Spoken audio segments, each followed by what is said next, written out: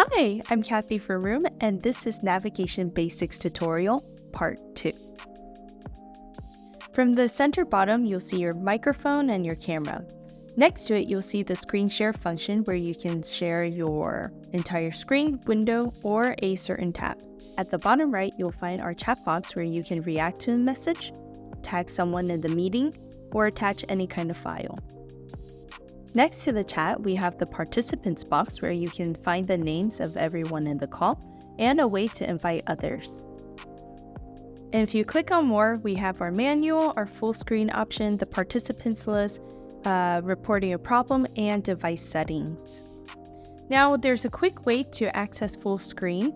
You can click it right here at the top right button, or use our hotkey by pressing Shift F.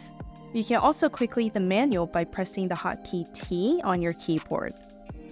If you'd like to access your device settings quicker, you can press K, and there you are. Once you're all done and finished, you can just press Leave, and it will take you right back to your dashboard. Thanks for joining me on this Room tutorial, and have a great day.